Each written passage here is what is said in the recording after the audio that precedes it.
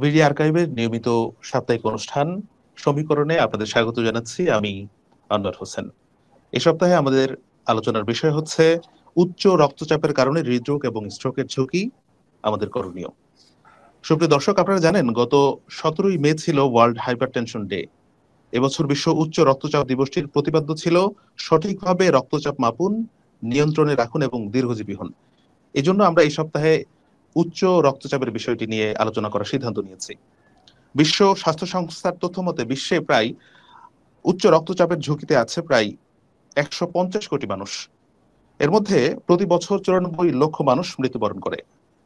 আর ডব্লিউএইচওর global report on hypertension 2023-এর report অনুযায়ী 2019 সালে বাংলাদেশে 2,73,000 মানুষ হৃদরোগজনিত অসুস্থতায় মৃত্যুবরণ করেছে এবং এর মধ্যে 54% দায়ী হচ্ছে রক্তচাপ জনিত সমস্যা, এবং দেশে এই সমস্যা দিন দিন বাড়ছেই। তো এই বিষয়ে আজকে আমরা আলোচনা করব।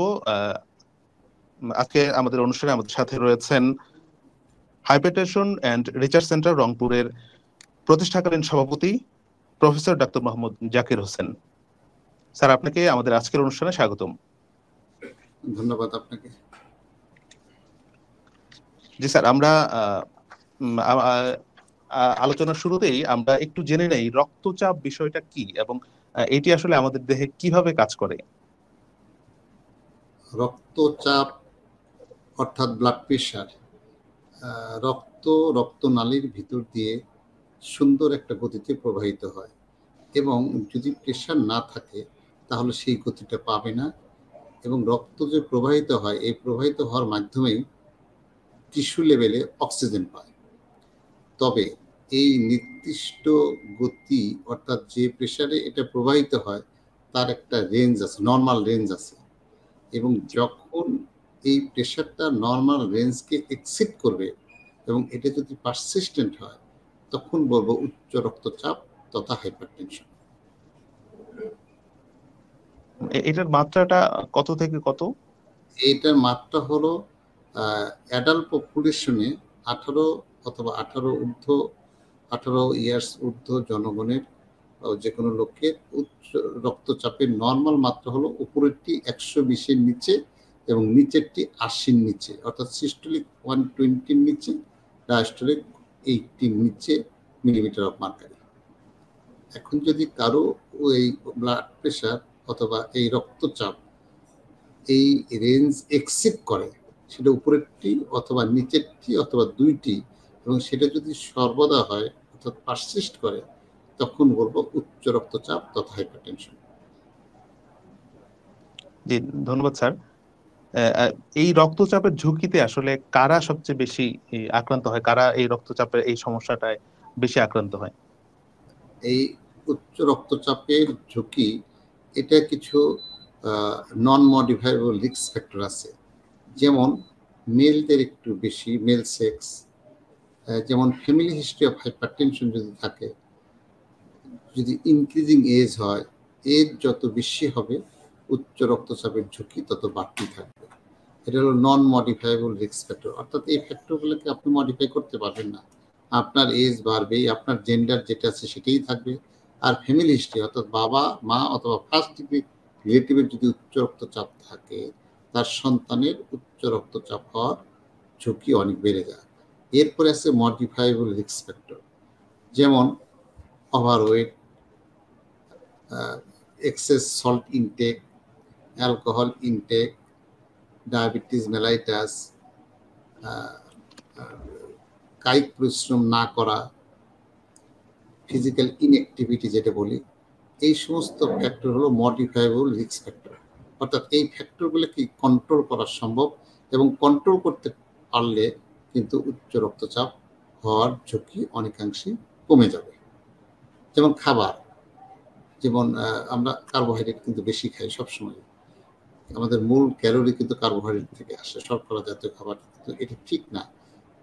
টোটাল ক্যালোরি 50 থেকে 55% শর্করা থেকে আসবে, কিন্তু আমাদের যে মেনু খাবার খাই সারা বাংলাদেশের মানুষ, বেশিরভাগ মানুষই আমরা ভাত ডিপেন্ডেন্ট, আলু ডিপেন্ডেন্ট, এবং এটা দুটি কার্বোহাইড্রেট, এবং আমাদের 80 থেকে 90% ক্যালোরি কার্বোহাইড্রেট থেকে আসে, যেটা অত্যন্ত ক্ষতিকর। On the other hand fat, বিশেষ করে স্যাচুরেটেড ফ্যাট যেমন রেড মিট ফ্যাট, এগুলো অত্যন্ত ক্ষতিকর। অথবা ভাজা পোড়া এটসেট্রা, এই যে আমরা সিঙ্গারা খাই, সামোচা খাই, হোটেলের যে ভাজা পোড়া খাই, প্রসেস ফুড খাই, এখানে স্যাচুরেটেড ফ্যাট বেশি থাকে, ট্রান্স ফ্যাট বেশি থাকে, যেগুলো শরীরের জন্য অত্যন্ত ক্ষতিকর। তাই আমি বলবো এক্সেস ফ্যাট, বিশেষ করে স্যাচুরেটেড ফ্যাট যেটা রেড মিট থেকে মূলত আসছে, কার্বোহাইড্রেট এক্সেস ইনটেক করা, এগুলো অত্যন্ত ক্ষতিকর এবং এগুলা থেকে উচ্চ রক্তচাপ এবং অন্য অন্য ডিজিজ যেমন ডায়াবেটিস, হার্ট ডিজিজ, এগুলোর পরিমাণ আমাদের কমিয়ে আনতে হবে আর কি, কারণ স্বাভাবিকভাবে এগুলো অনেক বেশি গ্রহণ করে থাকে। স্যার, আমাদের আজকের যে বিষয়টা ছিল উচ্চ রক্তচাপের কারণে হৃদরোগ এবং স্ট্রোকের যে ঝুঁকি, তার মানে রক্তচাপের সাথে স্ট্রোক এবং হৃদরোগের কি সম্পর্ক এবং কিভাবে ক্ষতিগ্রস্ত করে? কার্ডিওভাস্কুলার ডিজঅর্ডার অর্থাৎ হার্ট এবং রক্তনালীর ডিজিজ। হার্ট তো একটা ভাইটাল অর্গান, আপনারা জানেন, চেস্ট ক্যাভিটির ভিতরে অবস্থান করে, কিন্তু এখান থেকে রক্তনালীর মাধ্যমে সারা শরীরে প্রবাহিত হয় এবং এই রক্তনালী হলো ভাস্কুলার সিস্টেম, অর্থাৎ কার্ডিওভাস্কুলার সিস্টেম। এই কার্ডিওভাস্কুলার সিস্টেমের ডিসএবিলিটি অথবা মরবিডিটি অথবা মর্টালিটি যেটা বলি, সাধারণত হার্টের ক্ষেত্রে হার্ট ফেইলিওর এবং হার্ট অ্যাটাক যেটা বলি, এর মাধ্যমে কিন্তু যে কোনো মুহূর্তে একটি লোকের মৃত্যুও ঘটতে পারে অথবা ডিসেবল হয়ে থাকতে পারে অথবা ক্রনিক্যালি ইল হয়ে থাকতে পারে। অন দ্য আদার হ্যান্ড ব্রেনে যে রক্তনালী আছে, সূক্ষ্ম সূক্ষ্ম রক্তনালী, এই রক্তনালীগুলো কিন্তু উচ্চ রক্তচাপের জন্যে অ্যাথেরোস্ক্লেরোটিক প্রসেসটা বেশি হয় এবং রক্তনালীর লুমেনটা ন্যারো হয়ে যায় এবং এই ন্যারোটা যদি খুব বেশি হয় তখন রক্ত প্রবাহ কমে যায় এবং সেটাকে আমরা বলি ইস্কেমিয়া, অথবা উচ্চ প্রেশারের জন্য ছোট্ট ছোট্ট রক্তনালীগুলো কিন্তু রাপচার হয়ে যেতে পারে, তখন আমরা বলি হিমোরেজ। এখন হিমোরেজ হোক আর ইস্কেমিয়াই হোক, ফলশ্রুতিতে ব্রেনের যে টিস্যুটি ইনঅ্যাক্টিভ হয়ে গেল, ডেথ হয়ে গেল, তার জন্য যে লক্ষণ দেখা দিল যেটাকে আমরা বলি স্ট্রোক, অর্থাৎ এই কার্ডিওভাস্কুলার ডিসঅর্ডারের ভিতরে stroke, heart failure, heart attack এবং ইভেন কিডনি ফেইলিওরও হতে পারে, কারণ কিডনির রক্তনালী যদি শুরু হয়ে যায়, রক্ত প্রবাহ যদি আশঙ্কাজনকভাবে কমে যায়, তখন কিডনি অকেজ হতে পারে এবং প্র্যাকটিক্যালি হয়। এই জন্য অন দ্য আদার হ্যান্ড চোখের কিন্তু দৃষ্টিশক্তি কমে যেতে পারে এবং শরীরের রক্তনালী যদি, যেহেতু শরীরের প্রত্যেকটি অঙ্গেই আছে, হাতে পায়ে, এবং প্রত্যেকটি অঙ্গই কিন্তু অ্যাফেক্টেড হতে পারে। রক্তনালী অ্যাফেক্টেড হওয়ার জন্য পায়ে পচন ধরতে পারে, অর্থাৎ ভাইটাল অর্গানের ক্ষতি হলে তো আমরা সঙ্গে সঙ্গে টের পাই, কিন্তু নন ভাইটাল অর্গানের ক্ষতি হলে সেটা আমরা খুব ধীরে ধীরে টের পাই, পরবর্তীতে হয়তো অনেক সময় অ্যাম্পুটেশনও লাগতে পারে। আচ্ছা, এই জন্য দেখা যায় যে ডাক্তারের কাছে আমরা অনেক দেরিতে যাই না বোঝার কারণে। তো সাম্প্রতিক সময়গুলোতে স্যার, যে আগে তো এটা ছিল 40 ঊর্ধ্ব মানুষের মধ্যে এটা বেশি দেখা দিত, কিন্তু এখন কিন্তু যুবকদের মধ্যেও এই প্রবণতা, এই রক্তচাপের এই সমস্যাটা কিন্তু অনেক বেশি দেখা যাচ্ছে। তো হ্যাঁ, তো যেমনটা ডাক্তারের কাছে একজন এই রক্তচাপ জনিত সমস্যা নিয়ে ডাক্তারের কাছে গেলে ডাক্তার আসলে প্রথমে কোন পরামর্শ দিয়ে থাকেন একজন পেশেন্টকে? যদি ডাক্তার সাহেব দেখেন যে তার রক্তচাপটা বেশি এবং এটা সর্বদা আছে, এবং তখন সঙ্গে সঙ্গে চিন্তা করবেন ডাক্তার সাহেব এই রক্তচাপটা বেড়ে গেল, এর জন্যে এর কারণটা কি এবং এর জন্য কোনো জটিলতা হয়েছে কিনা, অর্থাৎ কোনো অর্গান এফেক্টেড হয়েছে কিনা, এই দুটো জিনিস দেখবে। কারণটা কি, এটা হিস্ট্রি নেবে পেশেন্টের, তার বাবা মা কেমন আছেন, তাদের উচ্চ রক্তচাপ ছিল কিনা, ভাই বোনদের, ফার্স্ট ডিগ্রি রিলেটিভদের, এবং তাদের বাবা মার উচ্চ রক্তচাপ ছিল কিনা, তার জটিলতা কোনো কিছু হয়েছিল কিনা, এগুলো নেবেন। এবং তার ক্ষেত্রে উনি স্মোক করেন কিনা, অ্যালকোহল ইনটেক করে কিনা, ফিজিক্যাল ইনঅ্যাক্টিভিটি করে কিনা, এক্সেস লবণ অথবা তার ডায়াবেটিস আছে কিনা, তার স্থূলতা আছে কিনা, বিভিন্ন জিনিস, এবং তার মেন্টাল রেস্ট আছে কিনা, স্লিপ অ্যাডিকুয়েট হয়, এটসেট্রা পয়েন্ট আমরা জিজ্ঞাসা করব এবং কিছু এক্সামিন করব এবং বেড সাইড কিছু পরীক্ষা করব, পার্টিকুলার ইউরিন টেস্ট করব কিডনি ফাংশন টেস্ট করবো, ব্লাড সুগার চেক করবো, একটা ইসিজি করবো, করে আমরা বুঝতে পাবো যে কোনো ভাইটাল অর্গান অ্যাফেক্টেড হয়েছে কিনা। যদি ভাইটাল অর্গান অ্যাফেক্টেড না হয় এবং ফার্স্ট টাইম যদি উচ্চ রক্তচাপ পাই, তাকে আমরা ফলো আপ করবো, হয়তো 2 থেকে 4 সপ্তাহ পরে আসতে বলবো, এবং তখন আমরা তার লাইফস্টাইল মডিফিকেশন সম্পর্কে কিছু অ্যাডভাইস দেবো। লাইফস্টাইল মডিফিকেশন হলো জীবনযাত্রার পরিবর্তন, আর কি। অর্থাৎ তার চলাফেরা, উঠা বসা, খাওয়া দাওয়া সবকিছু একটা স্ট্যান্ডার্ড একটা নিয়মের মাধ্যমে নিয়ে আসা। স্থূলতা থাকলে ওজনটা কমাতে হবে, স্মোক করলে ওটা অ্যাভয়েড করতে হবে, অ্যালকোহল অ্যাভয়েড করতে হবে, এবং ডায়াবেটিস থাকলে সঠিক চিকিৎসা গ্রহণ করতে হবে। কোলেস্ট্রল বেশি থাকলে সেই কোলেস্ট্রলের কমাতে হবে, by exercise, by diet, even অনেক ক্ষেত্রে ওষুধও লাগতে পারে। ঠিক এইভাবে আমরা যখন প্রথম ভিজিটে যখন বেশি পেলাম, সঙ্গে সঙ্গে ওষুধ না দিয়ে নন ফার্মাকোলজিক্যাল ওষুধবিহীন যে চিকিৎসাটা, সেটা এনশিওর করার চেষ্টা করব। পাশাপাশি অর্গান যদি এফেক্টেড না হয় তাহলে ওয়েট অ্যান্ড সি করবো। আর যদি প্রথম ভিজিটেই দেখি অর্গান এফেক্টেড হয়ে গেছে এবং সেটা হাইপারটেনশনের জন্যে, তখন কিন্তু আর ওয়েট করবো না। নন ফার্মাকোলজিক্যাল দ্যাট ইজ লাইফস্টাইল মডিফিকেশনের পাশাপাশি ওষুধ চিকিৎসাও শুরু করে দেবো, এবং পেশেন্টকে প্রতি 4 থেকে 6 সপ্তাহ পর পর আসতে বলবো। আর যদি কোনো টার্গেট অর্গান ড্যামেজ না থাকে, 3 থেকে 6 মাস পর পর আসতে বলবো ডাক্তারের কাছে। জি স্যার, তাহলে আমরা আপনি অনেক কথাই বলে ফেলেছেন। তো আমরা একজন পেশেন্ট রক্তচাপ জনিত কারো যদি কোনো সমস্যা হয়, সে আসলে কিভাবে বুঝবে যে আমার এই মুহূর্তে ডাক্তারের কাছে যাওয়া প্রয়োজন? দেখেন, উচ্চ রক্তচাপ যেটাকে আমরা হাইপারটেনশন বলি, এটা সিমটমলেস একটা রোগ। 95% ক্ষেত্রে কোনো সিমটম দেয় না। এই জন্যে 2009 সালে WHO এই রোগটিকে নীরব ঘাতক ব্যাধি হিসেবে আখ্যায়িত করেছেন।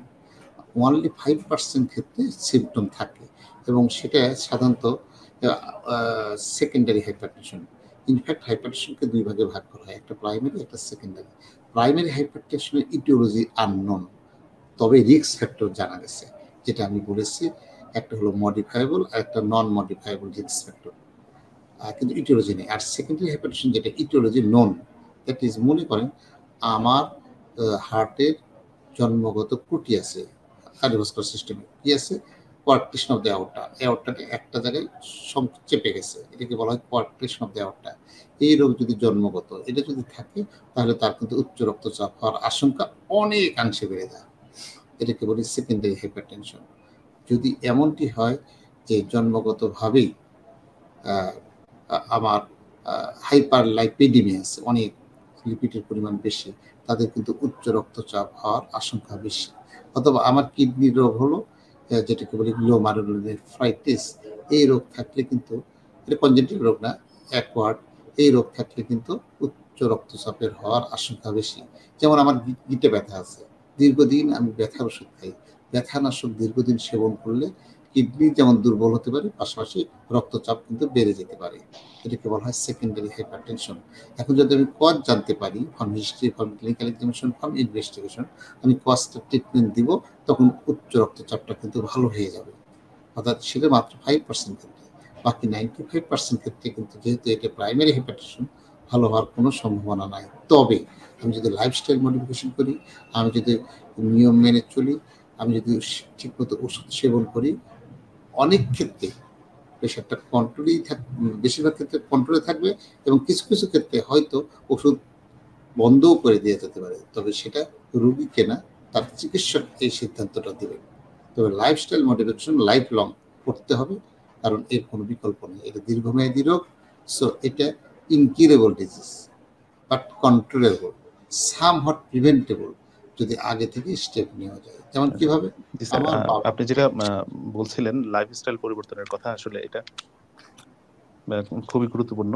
তো আমরা আসলে যেমন যে এই রোগটা যেহেতু সাধারণত খুব বেশি মানুষ বুঝতে পারে না, দেখা যায় অনেক পরে, আপনি যেটা বলছিলেন যে খুব অল্প সংখ্যক মানুষের সিমটম দেখা যায়, বাকিটা সিমটম দেখা যায় না। তো এই জন্য কি আমাদের আসলে নিয়মিত ডাক্তারের চেক আপের মধ্যে আসা উচিত? এই জন্য আমি বলছি, প্রত্যেকটি মানুষকে একটা নির্দিষ্ট বয়স থেকে, সেটা হতে পারে 18, হতে পারে 20, প্রতি ইয়ারলি হেলথ চেক আপ দরকার, যেটা উন্নত বিশ্বে আছে। আমাদের হেলথ কার্ড থাকতে হবে, আইডি কার্ড থাকতে, আইডি নাম্বার থাকতে হবে। সেই আইডি নাম্বারে আমার হেলথের সব কিছু রিপোর্ট থাকবে। আমি আজকে ঢাকা আছি, কালকে আমি যশোর যাব, আমি যশোর যে অসুস্থ হলাম, আমি সেই আইডি নম্বরে ক্লিক করলে আমার ডাক্তারকে দিলে ডাক্তার আমার টোটাল ডিজিজ প্রোফাইলটা জেনে যাবেন, আমার হেলথ স্ট্যাটাসটা জেনে যাবেন, তার চিকিৎসা করাটা সহজ হবে। আমাকে ফাইল নিয়ে দৌড়াতে হবে না, ফাইল সব কিছু আমার সফটওয়্যারে থাকবে, অনলাইনে থাকবে, নির্দিষ্ট আইডি নাম্বারে থাকবে, এবং যেটা উন্নত বিশ্বে আছে। কিন্তু আমাদের দেশে এই সিস্টেমটা এখনো চালু হয় নাই। তাই আমি মনে করি যে প্রত্যেক জনগণকে, সেটা শিশু হোক অ্যাডাল্ট হোক, তার রেগুলার হেলথ চেক আপ দরকার, সেটা ইয়ারলি একবার। এবং সেখানে আমরা তার পালস দেখবো, ব্লাড প্রেশার দেখবো, টেম্পারেচার দেখবো, রেসপিরেশন দেখবো, তার ওয়েট, হাইট, বিএমআই দেখবো, ব্লাড সুগারটা কেমন আছে এটা দেখে নেবো, কিডনি ফাংশনটা কেমন আছে। তবে 18-র নিচে সাধারণত আমরা কম করি, কিন্তু 18 প্লাস হয়ে গেলে প্রতি ইয়ারলি, অনেকে বলে 25 বছর থেকে ইয়ারলি একবার করে হেলথ চেক আপ করা খুব বাঞ্ছনীয় এবং এটা উচিত। তাহলে কিন্তু এই রোগগুলো কিন্তু অ্যাডভান্স করতে পারবে না। তাহলে আর্লি, এক নাম্বার হলো আমরা নিয়মকানুন মানলে আমরা প্রিভেন্ট করতে পারলাম। আর প্রিভেন্ট করতে যদি না পারি, এই রেগুলার হেলথ চেকের মাধ্যমে আর্লি ডিটেকশন হবে। আর আর্লি ডিটেকশন যদি করতে পারি, আর্লি ট্রিটমেন্টে এনশিওর করতে পারবো, তখন কমপ্লিকেশন, যেটা জটিলতা বলি, টার্গেট অর্গান ড্যামেজ বলি, সেটা কিন্তু অনেক অংশেই আমরা প্রিভেন্ট করতে পারবো। তাই রেগুলার চেক আপের বিকল্প নেই। কিন্তু আমাদের দেশে আমরা রেগুলার চেক আপে অভ্যস্ত না, তাছাড়াও আমাদের হেলথ কার্ড নাই, এবং আমাদের সেই অভ্যাসটা এখনো তৈরি হয়নি আমাদের দেশে। ডিপেন্ডেবল কোনো হেলথ সেন্টার অথবা চিকিৎসক নাই। কারণ গ্রাম অঞ্চলে এখনো পল্লী চিকিৎসক ডিপেন্ডেন্ট চিকিৎসা ব্যবস্থা। থানা লেভেলে ডাক্তার থাকলেও একটা থানার বিশাল এরিয়া, সেই বিশাল এরিয়া শুধু থানা হেড অফিস থেকে কন্ট্রোল করা, কোঅর্ডিনেট করা ভেরি ডিফিকাল্ট। তাই আমি বলি প্রত্যেকটি লোকের আইডি নাম্বার থাকা উচিত, এবং সেই আইডি নাম্বারে তার হেলথ স্ট্যাটাসের পূর্ণ তথ্য থাকবে, এবং তাহলে তার পরবর্তী চিকিৎসা খুব সহজ সুন্দর হবে। জি স্যার, আমরা অনেক কিছু জানতে পারলাম। আমরা আসলে শেষ মুহূর্তে আপনি অলরেডি আমাদের বিভিন্ন প্রশ্নে অলরেডি বলে ফেলেছেন যে আমাদের কি কি করতে হবে। তবু আমরা শেষ মুহূর্তে যদি আমরা তেমন এক নজরে জানতে চাই যে আসলে উচ্চ চাপজনিত যে সমস্ত সমস্যা যদি কারো ধরা পড়ে, সে আসলে কিভাবে নিজেকে ট্যাকেল করবে, আপনি কয়েকটা বলেছেন, যদি এক নজরে বলা যায় তাহলে আমাদের দর্শকদের হয়তো সেটা রিলেট করতে সুবিধা হবে। কারো যদি উচ্চ রক্তচাপ হয় নিজেকে কিভাবে, কারণ নিজে এসে কি করবে? প্রশ্নটা একটু আবার বলেন। জি, আপনি এই প্রশ্নের উত্তর অলরেডি দিয়ে ফেলেছেন, কিন্তু আমি বলতে চাচ্ছি এক নজরে যে একজন কারো উচ্চ রক্তচাপ ধরা পড়লো, হ্যাঁ, তাহলে সে আসলে সেই রোগীটা কি করবে, আসলে কি কি মেনটেন করবে, খাবার মেনটেন এবং আরো একজনের কি কি উচ্চ কাজ করবে? রক্তচাপ ধরা পড়লো, উনি তার চিকিৎসকের কাছে যাবেন, চিকিৎসক দেখবেন, হিস্ট্রি নেবেন, এক্সামিন করবেন, ইনভেস্টিগেশন করে দেখবেন এটা কি প্রাইমারি হেপাটাইটিস না সেকেন্ডারি হেপাটাইটিস, এবং এই উচ্চ রক্তচাপের জন্য কোনো অর্গান ক্ষতিগ্রস্ত হয়েছে অথবা হয়নি। যদি দেখে যে এটা প্রাইমারি হেপাটাইটিস এবং অর্গান ক্ষতি হয়নি, তখন তাকে কিছু লাইফস্টাইল মডিফিকেশন কিছু অ্যাডভাইস দেবেন, সেটা মেনে চলবেন, এবং 2 থেকে 4 সপ্তাহ পরে আবার একটা ভিজিট দিবেন, এবং বারবার এরকম 3 থেকে 6 মাস ফলো আপ করবেন, এবং এর ভিতরে হয়তো কন্ট্রোল হয়ে যাবে। কন্ট্রোল হয়ে গেলে তার ওষুধ লাগলো না, কিন্তু লাইফস্টাইল মডিফিকেশনটা কিন্তু লাইফ লং।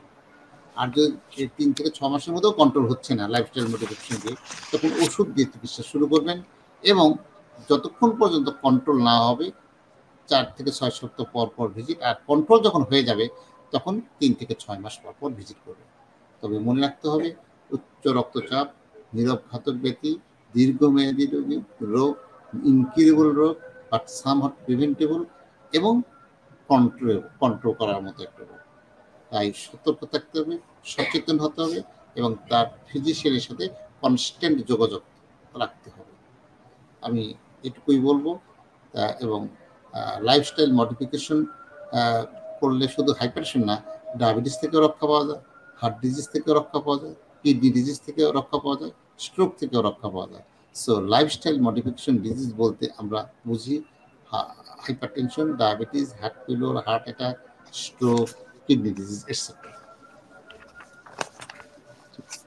জি স্যার, আপনাকে অসংখ্য ধন্যবাদ।